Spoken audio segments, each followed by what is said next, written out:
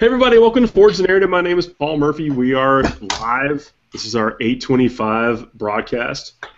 A lot going on this week. I'm joined tonight by Kenny Boucher. What's up, guys? Rob Air. Hey everybody. So we had two major drops. We have the Grey Knights and the Assassins, and the former Data Slates coming back. You know, what do y'all think? Let's start with the Grey Knights. Well, first off, let me drop this on you. Let's make sure the camera's not focused on my face the entire time. Like last time. Because these guys don't want to see my face the entire time. Let's talk about the Assassins. The Assassin is the most important thing. We're going to the Grey Knights first. Oh, Grey Knights first? So, you know, with the loss of a lot of the things, like the Inquisition and whatever, in the Grey Knight book, it's now just basically a power armored codex with some extra little benefits in flair. You know, some people are having some success with them out there, but what do you guys think? The Dread Knight is back. Yeah, I'm definitely a fan of the Dread Knight. I'm all about that. Yeah, the Dread Knight is really, you know, at a reduced cost with better weapons. I mean, the Gatling silencer, it can really catch people almost by surprise with that force. Catches people slipping. You know? Yeah, I don't. Do you think they put it in there just to like mess with the Space Wolves, like Thunderwolves, just in case? Like, I'm just trying to figure out like the strategy, like why they're like, dude, we need this like shooting force weapon. Like, what has come out, or what could conceivably come out in the future that we haven't thought of yet? Well, it's all the stuff now. We got, you know, big flying Tyranids, unbound Tyranids. We've got Lords of War with multiple wounds, where an instant death only does D3 wounds. Yep. Affecting them. We've got things like all the Demon Princes, you know, the flying monster creature Demon Princes. I mean, that thing that kills a lot of Demon Princes on a good day. Dude, it's it works really. Honestly, it's still the best against demons because look how many little toughness 4 demons and toughness 5 demons have multiple wounds. Yeah. You know, yeah, like that's true. It'll shred through some like little corn dogs get shredded up. Yeah. Oh yeah, I don't like those. They're tough to kill. Screamers and all that kind of stuff. Yeah. Yo, so check this out. I got some point knowledge for you. So Nemesis Dread Knight, I used to run them 3 Dread Knights all the time. So right now, a Dread Knight with a hammer, an incinerator, and a teleporter is now 185 points. That's less than what it used to be just to take it with the teleporter. That same guy is 245 before this codex. That's a significant savings. That's a big deal. I just plugged in an army builder to confirm it, but yeah, it's a massive savings, man. Like I can't remember the last time you got a 60-point saving on something. You know what I mean? Like on one thing. Yeah, that's huge. So what they're saying is they want us to play Dread Knights. Yeah, I'm all about it. Model. I like it. I mean, I've always liked the model. Like, it's like, you know, it's a Terminator inside of a Terminator. I get it, but I always liked the model. He also, I think he wanted the leadership. Another thing, he wanted like leadership 10, and he also has sanctuary. Here's a big thing of that out of the bank. I always thought they should get sanctuary. Now they do. Now they can have a 4+ invulnerable. That's a game changer for 185 points. The guy has a 4th hammer, still has 2 specialty weapons, so he still has those attacks. Has a heavy incinerator, a teleporter, and can boost up to a 4+ invulnerable. You still got to throw dice at those psychic powers. Well, but yeah, how about this? On a 4+, you have a 4+ invulnerable. Like. Yeah. Well, let's go to my next point though. Is that this codex has the power armor units have combat squads. Mm-hmm. So if you take, say, for instance, a unit of purifiers, and I'm not saying the purifiers are the best. I'm just saying that, but they're mastery level 2. So you take a unit of purifiers, you combat squad them, and then you've got 4 dice out of that unit. That's a good point. That's one of my favorite rules. So, but put that in perspective, it's like you said, it's like 62 points a warp charge point if you do that.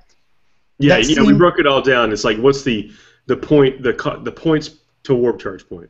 So that seems to be the best way to get warp charge points out of the codex. But to put it in perspective, you were getting 2 warp charge points for 68 points before. So they've said with the Razorback. So they're if you just use this as a math, we're getting half as many warp charge points right out the gate. Yeah, I don't like the fact that they've taken that Psychers out of it with the Psyche pilots.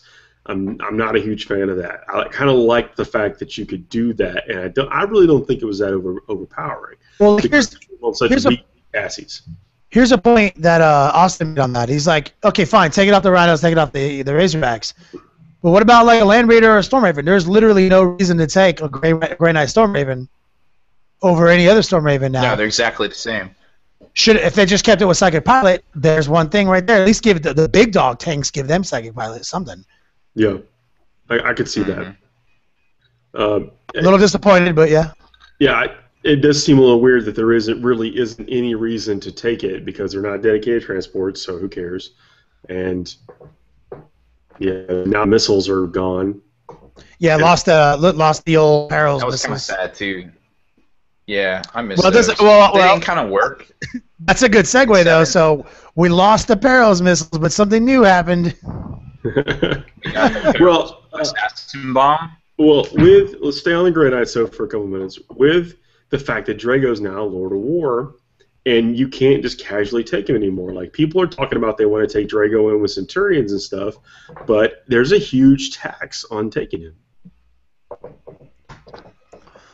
I mean, you pretty much have to the cheapest way to take him is 220 points now. That's just to open him up, just to unlock him. Just to unlock him is 220 points now. So even though he's a couple points, he's a little bit cheaper. He's not 200 points cheaper. So there is a massive tax to take Drago. To take Drago. You get some psychic dice with him at least, you know. You get 2 points. But if you limit yourself to 220 points, you have like the crappiest strike squads that ever existed. Like, you give these guys a transport, you give this guy a hammer or something, and all of a sudden Drago is outrageous. Yeah, then you're spending 600 points just to get a guy who teleports. Yeah, I feel like Tigurius was doing this just fine before for 160. Well, I mean, he's strength 7, right out the box, AP 2 now, no longer AP 3, so he doesn't, he can go toe-to-toe with some of the other major characters anymore and have it not just be looking for luck. Yeah, that AP2 is a game changer on him. Mm-hmm. I mean, that had to happen, though, because, I mean, once they changed, even from 6, that had to happen. Yeah. I mean, they gave Abaddon AP2 on his, I was certain, like when the new Chaos Codex came out. Though, the fact that they made his sword AP2 means there's hope for Mephiston to get an AP2 sword also. Like, straight up, just give him a power axe, and I'll take the initiative loss. You think he'll be a Lord of War? Obviously. Mephiston needs to be swinging in S7. Well, Dante will probably be the Lord of War in that codex. Really? You think? Dante is. I hope so. He is the Lord of War. I guess he's he's the general that everyone else concedes to. Yeah. He is when the Empire or when the Imperium meets its next darkest day, he's going to be the golden champion that defends the throne. Yo, I want to mention something real quick. Outside of the fact that I have that statement tattooed on my back that you just made. Yep. I also want to comment on what Jake said. Jake Shear just said. He's like, yo, 33-point Terminators. I do agree. That's something that I like about the Codex. I would take Terminators over Strike Squads to unlock Drago every time now. Yes, yeah. Jake, thanks for joining us. Sean Bailey, Sean Brown, Lou. Man, thanks for getting in. I wasn't sure you could get in.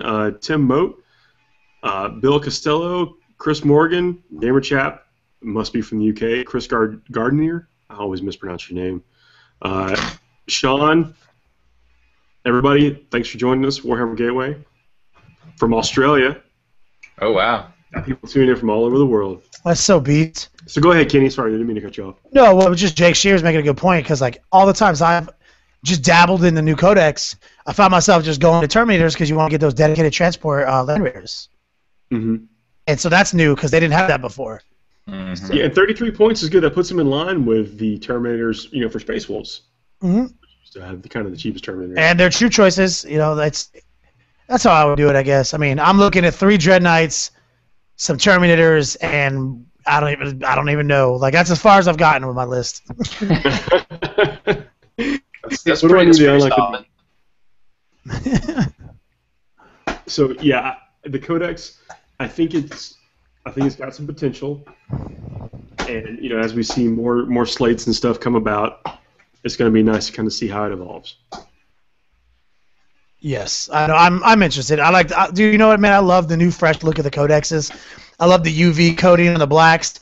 I love the data slate look. I love how you got pictures of all the models and all the rules in each page. It took me 2 codexes to get used to the new layout, and now I'm used to it. It's 1 billion times better.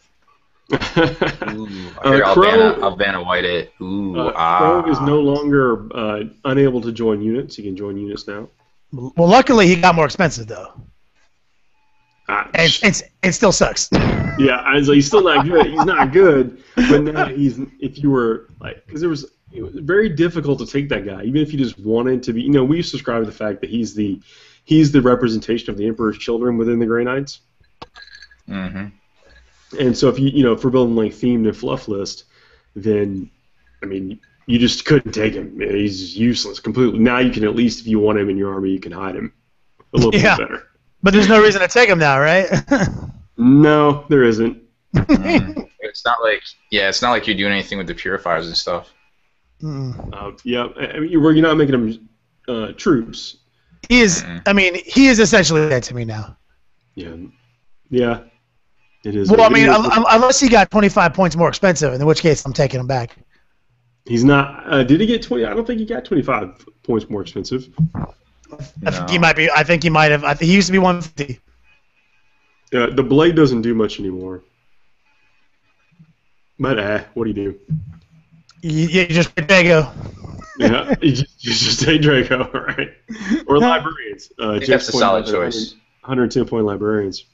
Yeah, that's exactly how many points a level 2 librarian on a bike is. I think out of the Space Marine Codex. So that's not bad considering he comes level 2 in the Terminator armor. Mm-hmm. I don't think they ever offered him in power armor, did they? I don't think. No, he's always been, but he's always more expensive than that. Yeah, I don't know if they can get a power armor just librarian as choice. Always Terminator. All right, well, let's answer some of these questions, then we'll get right into the assassins. If we got any questions. I think there's a couple. Yeah, there's a couple in here that are actually about the assassins, so that's perfect. Sean wants to know: do you think we'll see more of them? Do you think they'll see? Where'd it go? Assassins look really good, especially if you have a friend that runes Tiberius all the time. Do you think assassins will be used a lot? And we were just talking about that before the show, so I think Paul and Kenny are on opposite sides of the fence on this one. No, we're actually on the same side of the fence with uncompromising ways of playing the game. That's true. They're going to be everywhere. Yeah. If you have problems playing against armies that are just dominating you in the second phase, there is an answer now. You have actually a really good answer, not well, maybe I'll roll a couple of 6s. No, you have something that puts it down. Yeah. But what we were saying is you also need something in your army that can capitalize on the 1, maybe 2 turns you can be realistically. I'm saying you have 1 turn to do something about it because they can just move away. Mm-hmm. And then you're not going to be able to jog to keep up with many of these things that are. The only thing you're countering is maybe the Centurion Psychic Star. But any of the other major psychic power stars in the game move 12 inches or more. That's correct. Yeah. So you have to be able to. So don't just take him in your list and think you've solved the problem. Don't just think you're going to infiltrate him up and that's it. You're going to need to invest in a way to put his aura where you need to. And in the same moment, you're going to smash them with whatever guns or Thunderwolves you have or whatever. This guy can be killed by bolters. Yes. So keep that in mind. He's fragile. Actually. Now, you need 6s to hit him. I get all that. He is going to be difficult to hit, but it still is very conceivable that 1 Space Marine squad can kill him. One Vector, a Hive Crone can Vector Strike him and kill him. For example. Hive Crone can Vector Strike, auto hit, no cover, instant kill him. Flamers still hit him. You don't snapshot, you just BS1. There's a lot of ways to interact with them. You just charge them with a Dreadnought. If you have any walker, just there it is. Anything So you have to be able to, like we talked about drop pods initially. Then Paul was talking about Storm Ravens. I feel like a Storm Raven is going to be the sickest delivery system possible for him. He might bring back Vendettas. I mean, think about 3 Vendettas coming in, and you download 9 last cannons and somebody that thought they were invisible. That's a good call, man. Ooh. Yeah. That's almost all you need at that point. You drop him in a pod next to somebody that's invisible, and then you just smoke that squad, and they're like, he can be in Vendetta too. Is what I'm saying. Yeah, he'd be in the Vendetta. He's in the Vendetta. That's a good idea. Yeah, because then Vendetta is like, hey man, these wyverns that were sitting there collecting dust because you were invisible. Now I get to bomb you out with these wyverns. I get to hit you with these Vendettas. You can make. Dude, that's a great point. Your one turn, 1-2 punch. Wow, cripple your opponent. That's true, man. If you have like a 6 wyverns and 3 vendettas and just a bunch of blob squads and this kind of, you can really convert on destroying an invisible unit with that. And Kenny, like you're saying, like people just might stop taking invisibility. No, that means things like your wyverns become more valuable across the board. What I think is that so the Grey Knights just came out and there's less psychic dice, right? Way less, half. They have half as many dice. Mm-hmm. And they're gonna keep making these new codexes. You know what I mean? Like obviously the new Space Codex came out and they're not psychic beasts anymore. I feel like they're gonna get the game to a place where having like 6 to 10 dice is amazing after they redo the Demon Codex eventually and stuff like that. Because they've basically proven to us they want a one warp chart point to cost like 65 points.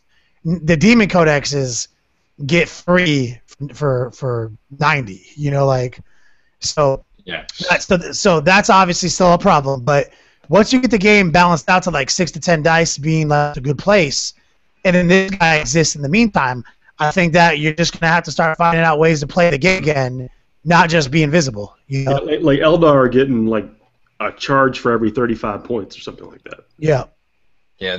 So they're twice just on that level. They're twice as good as most of the other psychers in the game. Eldar and Demons are both about twice as good as everyone else, but they're the last two. They're the last two though. But they have hardback books. We're not going to see a new one of them in a long. No, they're going to be the last ones to get redone. But in the meantime, this new assassin exists. So if it balances out, like for example, like hey, people were winning with Beastar before it was invisible. Why? What happened? You know what I mean? So what I'm saying is like we got to go back to playing the game, and not just saying I'm going to gimmick roll this invisibility and win the game. So this kind of forces your hand, in my opinion. The fact that the Colossus Assassin exists. Yeah, I still think we're going to see a lot of these big psychic stars though, trying to do what they do and trying to outplay the guy with the Colossus. People are going to be resistant.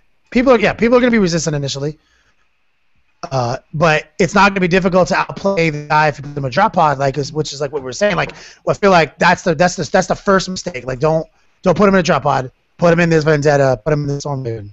Yeah, that's step one. Move him up behind some big assault. Yep, Land Raider is a great one. Pop him in that dedicated transport Land Raider from on turn 1 from the Green Knight Codex.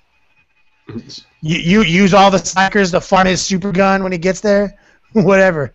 That super gun is pretty good. Yeah. I'm okay. Well, I guess I don't want to spend too much time on the Colossus. He's good. We know he's good, and I'm happy that there's something in the game that can give that effect. Would you say he's a psychic boogeyman? Yes. If that makes you happy, I'll say that. Yes. Excellent. So okay, let's kind of shift gears a little bit. We keep getting questions about can you guys make a really cool orc list? Ooh.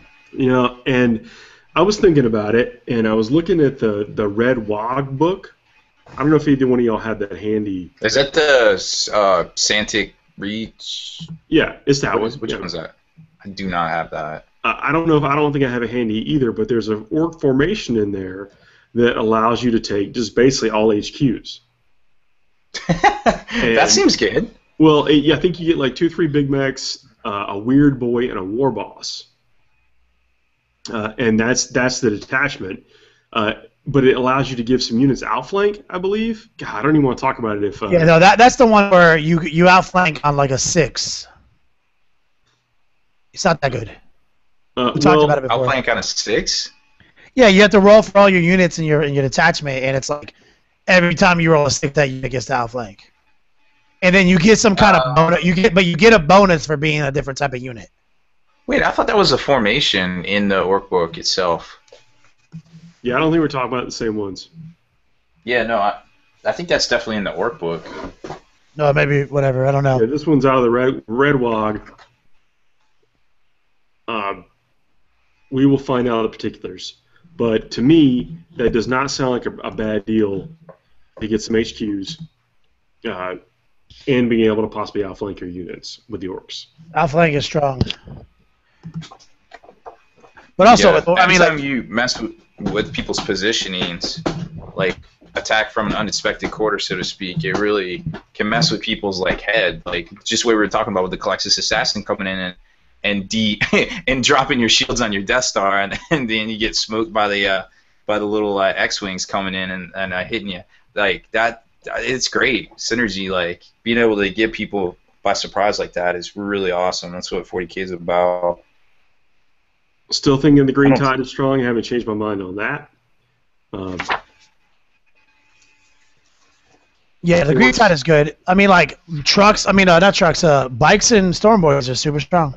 Yeah, and I'm thinking that if Psychers become less of a thing to the point of they get marginalized with these 140-point assassins, then maybe we see more assault-based armies, and the orcs are pretty good with this with stuff they can choke the field with, the inexpensive stuff they can basically choke out a lot of people's other powerful, more expensive units. That's true. Assaulting on turn 2 isn't bad either. Right? So, let me tell you guys, I played today with Space Wolves, and I played all my Thunder Wolves at Strength 9 Power Fists. Just because? Is it? Pretty sure they're Strength 10, aren't they? Just because I actually can't prove that they're Strength 10. But I can read it and interpret it that they're Strength 9. I can, like, make an argument for their Strength 9 all day, but I can't quite, without an FAQ, make one for Strength 10 right now.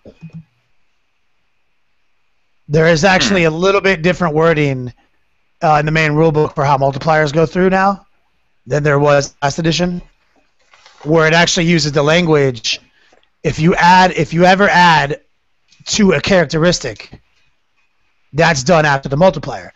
And if you go to the Space Wolf Codex, it says Thunderwolf Cavalry adds 1 to the following characteristics, right? It's in the War Gear section. So in the main rulebook, it says if you ever have War Gear that does this, then when you go to Thunderwolf Cavalry, it's listed in the War Gear Thunderwolf. Then if you go back to the War Gear page, it says a Thunderwolf does these things, and additionally, if you come with this, you've already included in your profile.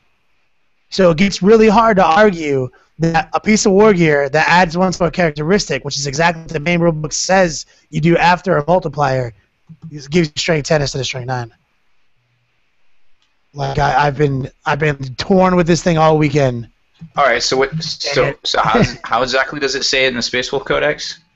The Space Wolf Codex says if you were on a Thunderwolf mount, you add 1 to the following 1 to the following characteristics: strength, toughness, attacks, wounds.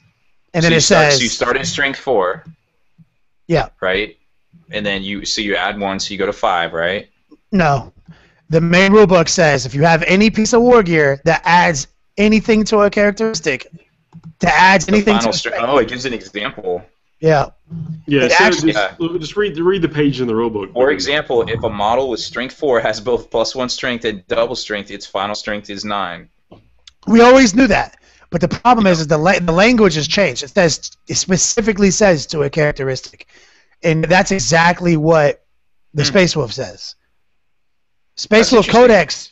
Yeah. So like what had happened was, in 5th edition, we got an FAQ that said it's their base characteristic. So we're either waiting for a GW FAQ to give us that wording back, or Strength 9 Power Fists. Yeah, actually, mentions that he believes that the intent is the intent they should be Strength 10, and I agree. I think the intent is their Strength 10. Yes, I believe so. But maybe whoever wrote the book is going off of the old 5th edition way, because they kind of got away from them. Remember in 6th edition, everything wasn't that. Remember, like if they were on bikes, they were like, they're 4-5. but there are 4 for instant death, and then they took that away too. Yeah, well, yeah, they took that away for toughness, that was 4th edition. But not for. They didn't take that away for strength. 6th edition is the same. That we lost. What happened here is we lost our FAQ. There was an FAQ that doesn't exist. That kept them strength 10 because they weren't supposed to be strength 10 in 5th edition either, based on the rules. We had to get an FAQ. So I played a game with strength 9 today. I was like, oh, not strength 10. I still did really well. It turns out that 1 billion strength 9 attacks is pretty much exactly the same as 1 billion strength. Right, those just about the same words. Turns out things get beat down just the same. Still gets kind of hectic. Yeah, it gets hectic. With the whole string 9 versus that kind of ruling is one of the ones I'm like, just when in Rome, like whatever you tell me how to play, that's one of those things. It's like, let me know how your world works before I get there, and then I'm fine with it. Dude, that's basically what I did. So what I did was I played our Super Friends list, OG Super Friends, White Scars Command Squad, Khan and the Chapter Master, the Stallion and Master World.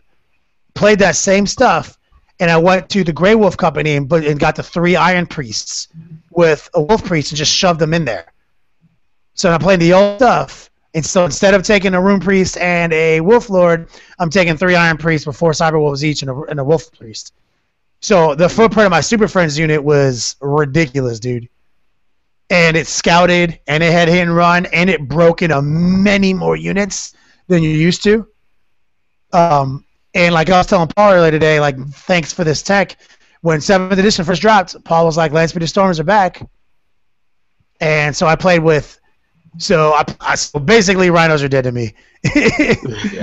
Like, what I like check most it out. about the Storms is the jamming beacon. Jamming beacon is, well, they have a lot of rules. So check this breakdown out. So 10 tactical marines in a rhino with various goodies and heavy weapons is 200 points. Right? You can get 2 Landspeeder Storms with a heavy flamer, that beacon, their grenade launcher thing, and combi meltas. You get 2 of those for 20 points more. So you can interact with people with flamers, jamming beacon people, hit people with melt-a-gun still, and you can go 1 billion inches when you need to at the last second. I like it. They also infiltrate. They infiltrate and scout all on their own. So there's a lot of alpha. So basically, with the points I saved with our Super Friends list, I was able to run 4 Landspeeder Storms instead of 2 Rhinos. Still had 2 Stalkers. Like, it's pretty nuts too if you take those and then you can scout one up, so you can basically make this like crazy jamming beacon bubble for like if you're going up against a drop pod list. Around your stuff. I played somebody that had a bunch of drop pods and I was like, check this out, and I like made this huge bubble. Yeah. And I was like, if you have 4 Landspeeder Storms, you can definitely protect your units. They go crazy, 46 scatter. I mean, it was pretty cool to have new elements to the Super Friends being play. I didn't even know what to do with these Landspeeders. Like, the freedom they gave me, like, I'm new to this. I never played Eldar like you guys did. So, like, I didn't know exactly how good a skimmer was. Like, I just knew how much I hated them. Right. But it's okay if they're in power. They're not even power armor. So it's okay if they're Astartes. If they have 2 hull points and they're up on top, they're okay. All right. We got a couple. It's like Jones would say, "What's up, Ravencore?" Yep. Gary, man, thanks for joining us. Told Gavin we said, "What's up?" AK Sasquatch too. Coming in from Alaska. Yeah. Is it the full nighttime up there yet? Ooh, how does that work? It's nighttime here. Hit us up. You guys doing 30 days a night up there right now? That's my question. I saw a movie once with some vampires in it. Well, while we're talking about Space Wolves a bit, I was doing some thinking, and that Company of the Great Wolf, I mean, it's a full-on exploitable formation. This is the formation where you only have to take an HQ and elites as your mandatory. 1 HQ and 2 elites are your compulsory. Correct. And everything else is, a la carte or whatever. So in the Space Wolf Codex, servitors are an elite choice. If you don't take an Iron Priest, they take up a Force Orc slot. Servitors, minimum unit 1. So you take 10 points. 2 10-point servitors as to fulfill your elite slots. You pick up 3 drop pods at 35 points apiece. So what is that? That's 105 points, 125. So 175 points with taking a Wolfgar Battle Leader, your HQ, 220, is that 261? No, it's 100 and something. But it's 175 points, I think, at the most. It's 35. Well, 140. It's 140 for just those things. How many drop pods do you try to take? No, it's not 140. The Wolfgar Battle Leader is 50 points. Yeah, I got the you. Servitors are 10 points apiece, so that's 70 points. Yeah, so I'm talking about with all the drop pods. 3 pods. So it's 105 points. So you're looking at 175. 175 points. No doubt. There you go. That's to give you 3 open drop pods to put whatever ridiculous thing you want to stick in there. So it's a very low investment. That's really good. That's really good. Yeah. So we start doing these things like Firestorm Readout or another building to take the escape hatch. And then I know we kind of talked about this before, but you get the Centurions to come out that way. You drop some in, then you've got just all this pressure on your opponent. One of those pods come in, that assassin we're talking about. So you basically just put all that junk in your opponent's deployments on turn 1, and there really isn't much they can do about it besides holding everything in reserve. And not every army can do that because then they still puts them out of position. But something to think about. What do you think about taking one of those obstacles to put in front of your building? Because you can take a little section of 6-inch obstacles, right? Put it in front of your building, and if it's like the defense wall, theoretically it should give your bunker or whatever a 4 or a 5-up save, right? That's pretty good. Normally, when you start talking about ammo dumps and everything, I drop into a coma. No, well, you could take. But that sounds pretty good. You could take a wall of martyrs, which is small, and you could buy it a barricade and put it right in front of it. It's easily half as tall. Yeah, I think it's just more than 25%, right? Easily more than 25%. It's like 50% easily. So you could take a wall martyrs, put a barricade in front of it, give it a 4+ cover save because it's walls and barricades, and then put escape hatch out in front. Yeah, it's a medium building, right? Yeah. Yeah, medium building. The bunker. I mean, it's only like maybe 3.5 inches tall. Like, I think you can obscure it pretty decently for 10, 15 points. Oh, yeah. I was looking in the rules and it didn't. I mean, granted, I was just skimming. It's like how many people go in a medium building? What's the thing you count? 20. Actually, and that's what I don't like about the Stronghold Assault book is it doesn't give you the particulars for buildings. You have to flip back to the main rule book, right, to get all that. But it's 20 for medium building. And right. And can you have multiple squads in there? No. Is there a building in I was looking at the Fortress of Redemption. It's only 20 points more than the. That you can because you can have different embarkation points. Collectus coming out of escape hatch. Collectus and escape hatch is good. They're getting back in the escape hatch. I'm a fan of the escape hatch. Somewhere different. You're able to cover. What's that, Rob? I'm a fan of the escape hatch, man. I want my Centurions to pop out of that. I think of like that scene from Fifth Element with the little dudes are like trying to get out the door, the little Terminator looking guys in their teeth. You see a Centurion trying just blowing out that hole completely. And just jump right back in it. Good times. Yeah, I mean it's anyway. With the way you can build codexes, it's opened the doors completely on stuff. But this whole thing with like the building and then the escape hatch 12 inches away, you can cover a lot of ground with some walking dudes, some slow and purposeful dudes with some of this. So good. Sean said he's missing Juice. Yeah, us too. We'll be here. Yeah, we'll be for sure recording a podcast this week. This weekend, I'm going to be live at DragonCon. I'm going to be hitting some pictures up of people. I'm going to be doing some more interviews. Probably going to be hanging out with the cast and crew of Axanar, the ones that I can find and track down. That's going to be exciting. If I see any 40K costumes and stuff, I'll try to post them to Facebook and on Twitter. So it's going to be a good week for us. Oh, that's right. Alec is from Georgia, right? Yeah. Well, I don't know. He's not from Atlanta, but he's lived here. Well, this is a big convention to come to anyway, even if you're not from here. Yeah, that's cool. I haven't seen that dude in a while. We got a couple more guys checking in here. Got a lot in the UK. It looks like. Got a lot of questions in there. I can't interact like you guys can. I don't have the power. Yeah, I'm trying to sort them all out. There's stuff we talked about. But Hey, Chris, man, thanks for joining us. Hope your day gets a little bit better with us tonight. Hope you can get a little bit better with us. Yeah, for real, dude. Just having a bad day? I think so. Yeah, Sean is talking about Satan shards and armies with no grab weapons. Yeah, Grav's good for some of these Lords of War. I mean, it just saw so many enemies. Just put out all the volume of fire. Like Centurions they're still the real deal. Yeah, they're the truth. I mean, that's why we need to see some more of these orcs. I mean, granted, the Centurions they're not awesome in hand to hand. And if you don't have like a super character in there, then they'll just get bogged down. So these just orc units. I mean, that's why Tigurius is so popular still, man. With Gate of Infinity just leaving combat. Yeah, it's just like I'm out of here. Like one of the best armies I've been seeing a lot of people play right now is just Tigurius, Calgar with Centaurians, and as many drop pods and tactical marines as they can get. Just really simple, and then you throw Codius in there, you know. So you have just 5 war charge points plus D6. You know, just all you're trying to do is get Gate of Infinity every turn. Sean actually makes a good point here with all these balls to the walls releases once the softbacks are replaced, and I think we're just down to 3 now: Dark Eldar, Blood Angels, and Necrons, right? Yeah. Yep. You know, how long do you guys think we'll have to play full release until 7? How long do you think we'll have to play full release real 7th until they start cycling the books again?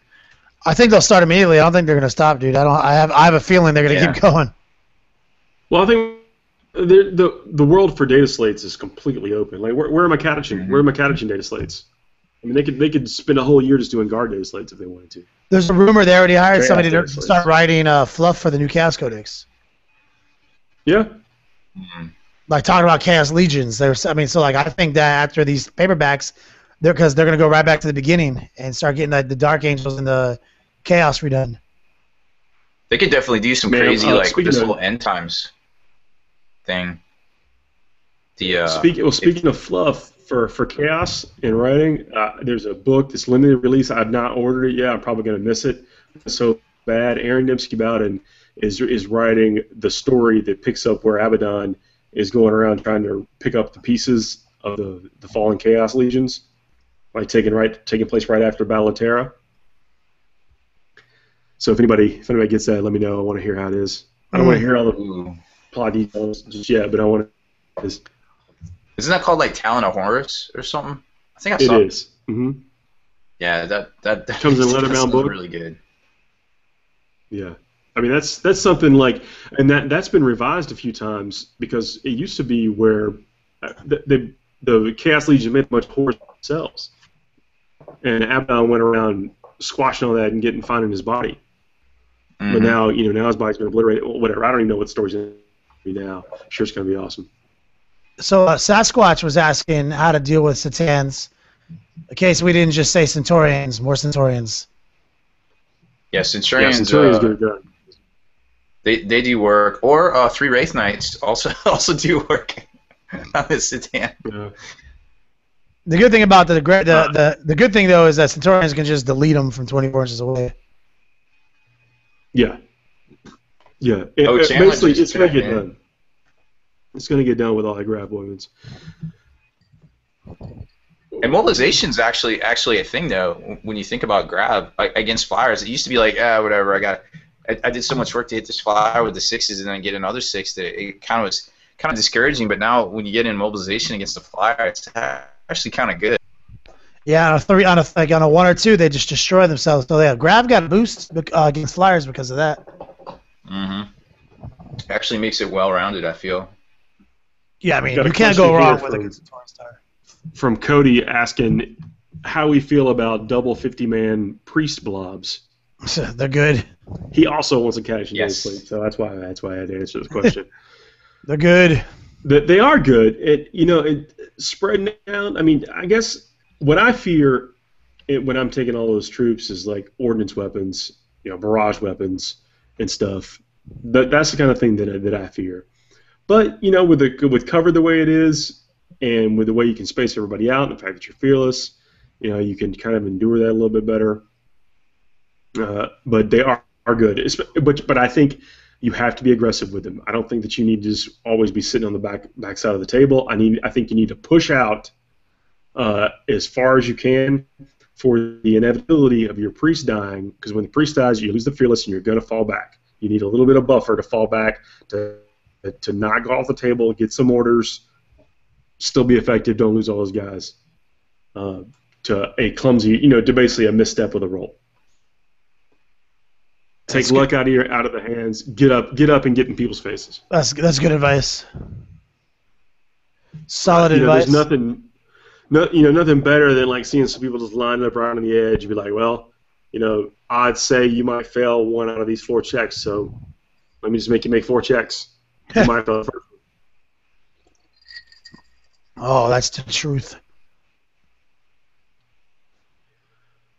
Jake's asking, how can the Grey Knights deal with Grav?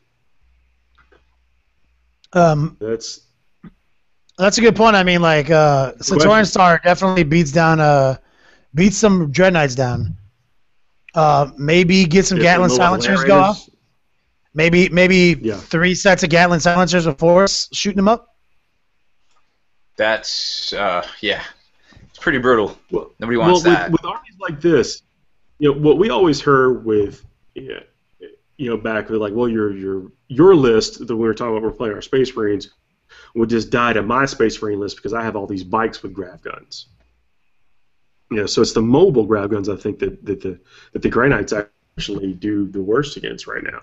It's all those ones on bikes. Man, totally forgot about those. So bikes are a real thing, and people have them, and they've had them forever. Did a weapon swap and got the grav. So that's a good point. That's something to consider.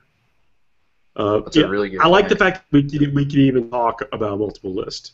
But so how do you deal with the bikes with gravs? I'm not sure. That's not a good matchup. You can put a lot of wounds on them because the Gatling silencer it's only strength 4, but it's still 12 shots. And those bike squads are normally pretty small. So you got to. I guess my opinion is take high volume of fire weapons and play real cagey with them in the beginning, make it to where they've got to come in on you, or deep strike those Dread Knights and just come in at an angle where you can clear out those gravs the first, because they don't get lookout serves. That's true. That was really good. I mean, also with that's true. A good old bike grav gun army is a really good army and hard to deal with for a lot of people. Yep. Ain't no joke. Got a couple late check-ins here too. Yeah, go ahead. You want to give him a shout out? No, go ahead and give him a shout out. We got I think this says Thoden, but I think that's Dominic in New York City. What's up, dude? And also Chandler from Facing the Great Tide says he's working on the El Camino Logan sled. That is gonna be dope because he's probably gonna LED that up. It's gonna look good. That's perfect. Chris is asking the feelings on the Nemesis stress attachment. He's thinking it plays very well for the Grey Knights. Which one is that? I don't know the detachments. That's the one I think where you basically get to deep strike in everything on turn 1. Is that right, Rob? I think you get to start rolling for it on turn 1. Like, it's not automatic, I don't believe. Yep. Check it. While you're checking that out, let me answer Void Wraith Prime's question here. Is like, how do we get the rest of the world to embrace multi-cat? So when you read on the forums and listen to other podcasts, many seem to be living in the dark age when it comes to Force Horde. They are. They want to be playing 4th and 5th edition. That's honestly what it is. There's a lot of stuff out there that the game is going to keep moving on, whether or not we want it to or not. So we have to kind of stay with the times and stay relevant. I mean, there's so many things out there that are no longer the issues that they are now, and frustrating to people when you allow everyone to play with anything they want to play with, but within the rules. I would love to get on a soapbox here real quick, and I got the answer to the Strike Squad thing too. But like, Apocalypse has been Forge World has been such a such a dark horse like word to say around the tables for so long, and I'm like, dude, if we're spending the money on these units, like we just want to play with them, and it's obvious that Games Workshop wants us to play with them now too. They want us to buy the stuff. They want us to play with it. They're including Lord of Wars. They're including formations. They want us to play this way, and they're gonna write the rules to reflect that. So if we're not embracing it, we're really kind of handicapping ourselves in our games and making it harder on ourselves in some occasions. So like long term, we definitely are. So like here's something. So for me, I've been playing a lot of 40K, obviously playing in different formats, but I've been really negative about people not wanting to play multi-CAD. Here's something that I've been settling on. I'll go to your event and play your event if I can at least play 2 CADs. What I hate is I hate when you say 1 CAD, 1 allied attachment, and let me change the rules so that your allied attachment can still be the same faction as your primary attachment, so we can literally just play 6th edition. Right. I cannot stomach that. I'm willing to go to your event as long as you give me the old double force org at least for once. Like, I'll play double CAD. I prefer to play multi-CAD, but I won't auto boycott you for double CAD. But I will absolutely forum rant troll you for this fictionalized, 1 CAD, 1 ally. We are going to see more events opening up to the multi-CADs. It's going to happen. We're going to see it. We're going to hopefully try to, help make that easier for people.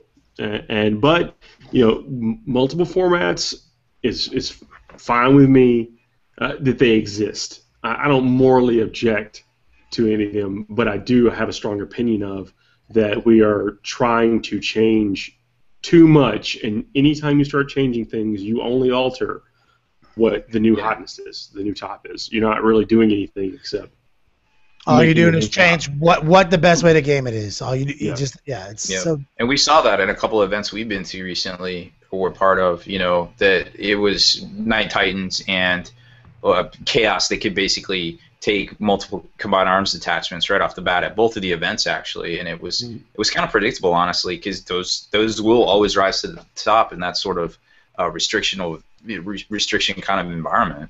Ravencore's. Oh, sorry. You have something else, Kenny? Well, we just played that Feast of Blades practice tournament, and look at how many different armies did so well, just being able to use more than 1 CAD. Like there was a lot of good armies were in the top that weren't just what you expect.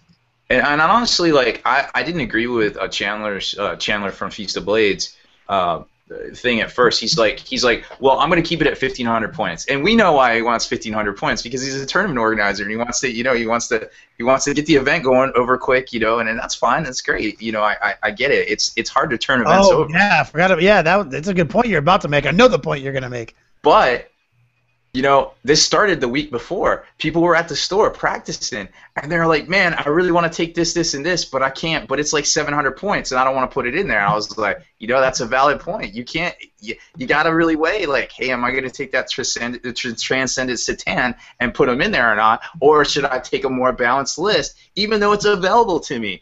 And some people did and some people didn't. And we kind of saw how it sorted out. It was really interesting to see. Dude, so Paul, check this out. So we played 1,500 points, 2-hour rounds. I struggled in two of my games to get to turn 5, to get through turn 5. First time ever. You know what I mean? Like I played quick, fast, slow armies, and I was like, man, 2 hours, 1,500 points, everything should be fine. What am I doing? And other people were talking about it. I was like, what's going on? And then EJ hit us with some knowledge. He's like, well, you do realize you're playing, at 1,500 points. You're used to 1,850 and 2K. So that's like, initially, that's out the gate. That's like 25 to 30% less points. But typically, you're saying it's 25% less points. And you're playing with 33% less time. And I'm like, whoa. So 1,500 point tournament isn't necessarily faster. If you go down to 2-hour rounds, I mean, you got to work your butt off, man. It's actually not as easy as it seems. Yep, I agree. Lou Barrera says that the Assassin Codex lives and dies by multi-CAD. I mean, you basically have to have. You have to have 3 CADs. Same with Knights. It's just everything in the game is pointing to the fact that multi combined armed detachments in some fashion or other is what you need to play this game and use books that are coming out. So don't be scared of it. These are just little plastic toys. Everything's going to be okay. Seriously, it's hold hands. We're going to get through this together. You know, like, I mean, even in this course of this show, I've run through probably 5 different lists that I think all have super sharp teeth, you know, that almost anybody can play. No, you're right. And to be clear, when we say multi-CAD, it's because we're trying to avoid saying double CAD because we mean more than 2. Mm-hmm. Yeah, specifically. I mean, it is just play the game and use the rules there. I'm not saying that, like, I think Unbound can be ridiculous. I mean, I do think it's ridiculous. I think it's balanced by the fact that Objective Secured. Objective Secured is going to win games. I mean, it will. It will be the thing that snatches victory for you. Space Wolves. When you're playing against that kind of stuff. Yeah. Sorry, I just said Space Wolves. Yeah. For the assault you did. army. You got something else? So Gary asked Kenny Paul, Rob, Grey Knights or Space Wolves for Assault Army? Space Wolves. Yeah, Space Wolves. Get in there with all those that fast-moving strength 9 or 10, whatever it is you want to play with. Or you could do like those old commercials. You could be like, put the beer on top of the TV and do both. Yo, I'm not 40. I don't know what that commercial is. Yeah. Johnny Watkins is asking. He's like, why do people think they know how the game should be played more than the people who design the game?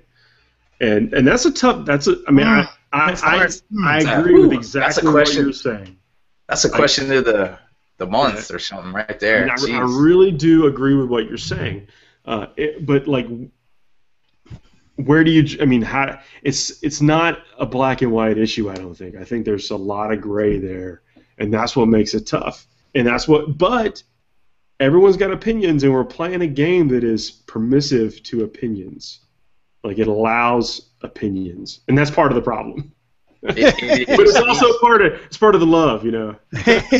It's tough because there's so many things, like so many arbitrary things about the game itself. It's not cut and dry like Magic, and I make that comparison to Magic cards a lot, and I apologize because it's the most structured other similar game, I guess similar-ish game out there. I guess maybe Star Wars now, X-Wing, which is a great game too. I love it.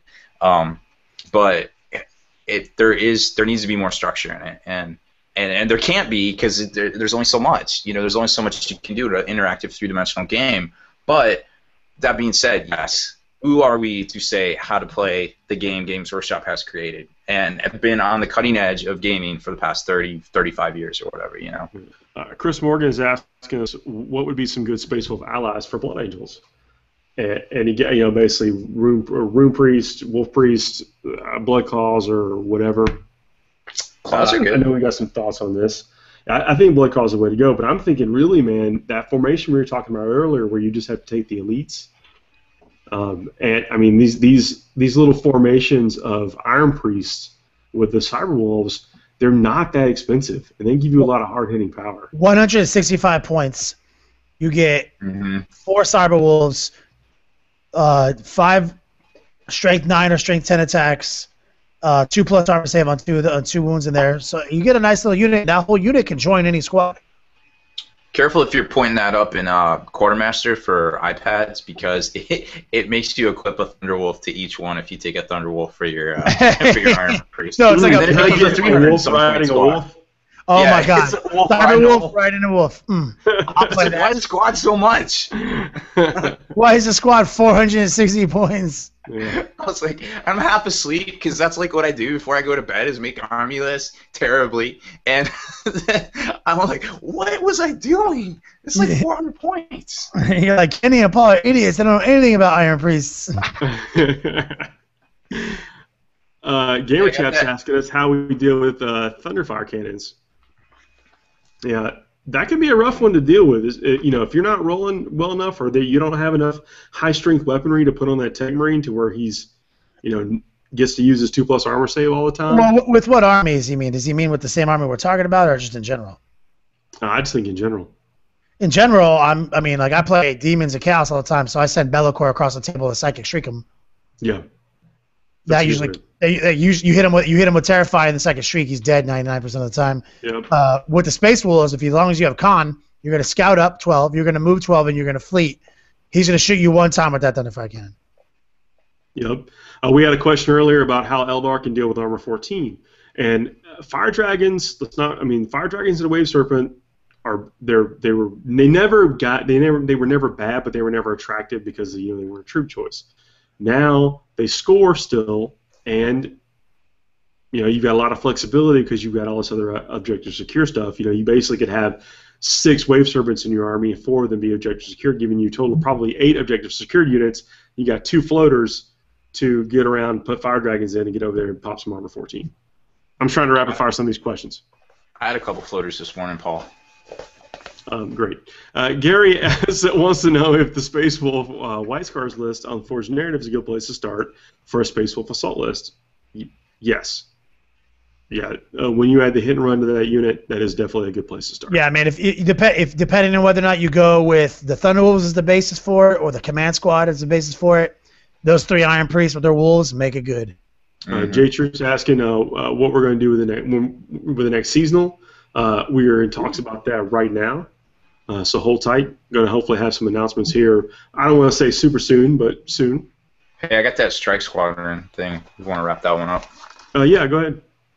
Right here's the diagram, just so you can kind of see it right there. And then basically it is you can start rolling. Instead of making reserve rolls from the start of your turn 2, you can make reserve rolls for any unit in this detachment that is placed in Deep Strike Reserve from the start of your turn 1.